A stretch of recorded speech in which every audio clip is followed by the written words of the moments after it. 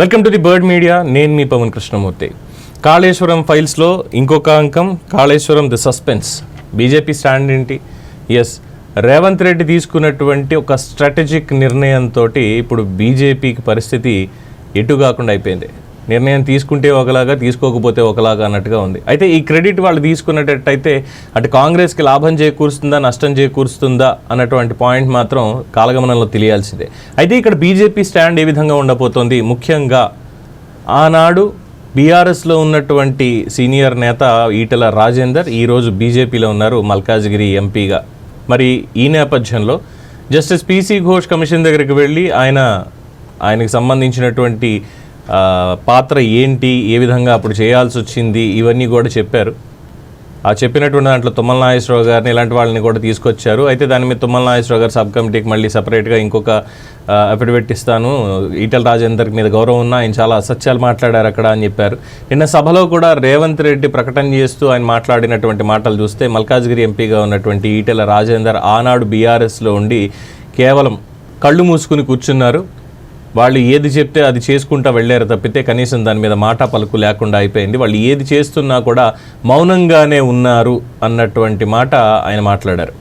So ఏ విధంగా ఈటెల రాజేందర్ అసలు మౌనంగా ఉంటారు, జరిగినటువంటి అవినీతి అక్రమాలకు సంబంధించి ఏం సమాధానం చెప్తారు అన్నారు. మరి ఇప్పుడు దీని మీద భారతీయ జనతా పార్టీ తెలంగాణ శాఖ కావచ్చు, లేదు భారతీయ జనతా పార్టీ కేంద్రం కావచ్చు, దీని మీద ఏం మాట్లాడుతుంది? సిబిఐని బీఆర్ఎస్ మీదకి వదులుతుందా? ఎందుకంటే గతంలో లిక్కర్ స్కామ్లో కవితని సిబిఐ అరెస్ట్ చేసిన అందరికీ తెలిసినటువంటి విషయమే. దాని మీద ఇప్పటివరకు మళ్ళీ ఏం జరుగుతోంది విచారణ అంటే ఏమీ లేనటువంటి విషయమే.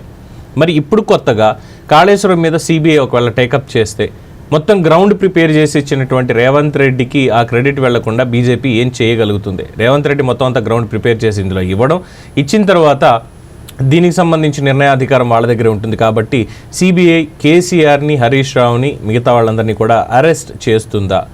అరెస్ట్ చేస్తే అదిగో బీజేపీ అరెస్ట్ చేసేసింది చూసారా, తెలంగాణ జాతిపిత, తెలంగాణ ఉద్యమకర్త, తెలంగాణ ఉద్యమాన్ని ఉవ్వెత్తున పైకి తీసుకెళ్లి తెలంగాణ సాధించినటువంటి కేసీఆర్నే ఈ విధంగా అరెస్ట్ చేసింది అంటూ ఇక్కడ ఎలాగో తెలంగాణలో అల్లర్లు గొడవలు ఇవన్నీ కామన్గానే జరిగిపోతాయి. అయితే ప్రజల ముందు రేవంత్ రెడ్డి పెట్టినటువంటి ఈ సవాల్ని బీజేపీ ఏ విధంగా టర్న్అవుట్ చేసుకోగలుగుతుంది? లేదు అక్కడ రేవంత్ రెడ్డి ఇచ్చిన ఏం చేసిన చిత్తశుద్ధితో మేము ఉన్నాము, అన్నీ ముందు నుంచే చెప్తున్నాం, అవినీతి జరిగింది, అన్యాయం జరిగింది అని, ఇప్పుడు మేము అందుకే అరెస్ట్ చేయడం జరిగింది, చట్టం తన పని తాను చేసుకుపోయింది అని చెప్పేటువంటి అవకాశం భారతీయ జనతా పార్టీకి ఉంటుందా? ఇక్కడ రెండు రకాలుగా చూసుకోవాలి. ఈటెల రాజేందర్ వర్షన్. ఈటెల రాజేందర్ ఆ రోజు మౌనంగా ఉన్నారంటే తెలిసి అవినీతి జరుగుతోంది అని తెలిసి మౌనంగా ఉన్నారు. దానికి సంబంధించినటువంటి కేటాయింపులు, బడ్జెట్ కేటాయింపులు ఇవన్నీ కూడా భారీ ఎత్తున పెరిగిపోయాయి. 87,000 కోట్లతో అయిపోవాల్సింది 1,47,000 కోట్ల దాకా వెళ్ళింది అంటే తర్వాత ఆర్థికంగా అసలు ఫీజిబిలిటీ లేనటువంటి ఒక ప్రాజెక్ట్ని తీసుకొచ్చి ఇలా పెట్టారంటే ప్రజాధనాన్ని దుర్వినియోగం చేయడమే అనే గ్రౌండ్స్ మీద ఈటెల చేతికి కూడా మసి అంటింది ఈ కాళేశ్వరానికి సంబంధించి అనుకోవాలి. మరి భారతీయ జనతా పార్టీ ఏం చేస్తుంది? ఏమయ్యా ఇట్లా ఇప్పుడు కేసీఆర్ని అరెస్ట్ చేసావంటే మరి ఆనాడు మంత్రివర్గంలో నువ్వున్నావు కాబట్టి నిన్ను కూడా ఇందులో అరెస్ట్ చేయాల్సిందే అని వాళ్ళు కూడా రాజనీతిని చాటుకుంటారా? అసలు అరెస్ట్ జోలికి వెళ్ళగలుగుతారా? ఎందుకంటే అరెస్టులు కేవలం కేసీఆర్తో మాత్రమే ఆగవు, కాంట్రాక్టర్ల దాకా కూడా వెళ్తాయి. ఎందుకంటే మేడిగడ్డ రిజర్వాయర్ అనేది దాదాపు ఆ పిల్లర్లు 3-4 కుంగాయి కాబట్టి. ఏదో కేటీఆర్ అన్నట్టుగా 2 పొగుళ్ళు వచ్చినంత మాత్రాన అంత సీన్ లేదు అక్కడ. ఎక్స్పర్ట్స్ కమిటీ వాళ్ళందరూ వెళ్ళి దాన్ని ఏం చేయాలి అనే దాని మీద ఇంకా భర్జన పడుతున్నారు. అవసరమైతే ఆ మేడిగడ్డ అక్కడ వదిలేసి వేరే చోట మళ్ళీ కన్స్ట్రక్ట్ చేయాల్సి వచ్చేటువంటి అవకాశం ఉంది అన్న ఊహాగానాలు కూడా ఎక్కువగా చక్కర్లు కొడుతున్నాయి. ఈ నేపథ్యంలో కాంట్రాక్టర్స్ దాకా వెళ్తుంది. మరి సదరు కాంట్రాక్టర్ ఎవరయ్యా అంటే మేఘా కృష్ణారెడ్డి గారు, మేఘా ఇంజనీరింగ్ కంపెనీ. మరి కాంట్రాక్టర్ల అరెస్ట్ కూడా జరుగుతుందా?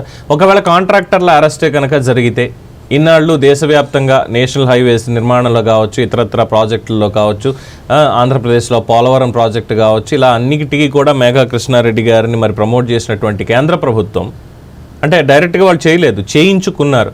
మరి వాళ్ళని అరెస్ట్ చేసేటువంటి క్రమంలో తానే ఇరుక్కుంటుందా భారతీయ జనతా పార్టీ?